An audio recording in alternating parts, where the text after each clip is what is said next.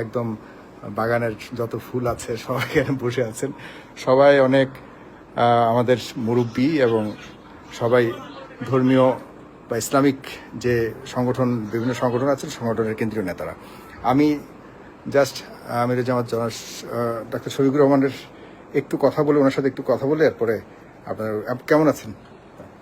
আসসালামু আলাইকুম রহমতুল্লাহ। আলহামদুলিল্লাহ, আলহামদুলিল্লাহ রাব্বিল আলামিন। আল্লাহ তাআলার মেহেরবানিতে আল্লাহ তাআলা আমাকে পূর্ণ সুস্থ রেখেছেন। কালকে সাময়িকভাবে অসুস্থ হয়েছিলাম এবং আপনারা সকলেই জানেন যে আমাদের একটা কর্মসূচি ছিল। আমি আমার বক্তব্য রাখার সময় হঠাৎ করে প্রথম ধাক্কায় চোখ ঝাপসা হয়ে আসে, পড়ে যাই। দ্বিতীয়বার উঠে আবার দাঁড়াবার চেষ্টা করি, আবার পড়ে যাই। এরপরে বসে বসেই আপনাদের খেদমতে দুই চারটি কথা বলেছি। তো এরপরে আমাকে সাথে সাথে হসপিটালে নেওয়া হয়েছে, বিভিন্ন পরীক্ষা নিরীক্ষা করা হয়েছে। পর্যন্ত আসা পরীক্ষার ফল সবগুলোই ভালো। একটা জায়গায় ছোটখাটো একটু অসুবিধা আছে, আপনারা দোয়া করলে সেটা আল্লাহ দূর করে দেবেন ইনশাআল্লাহ।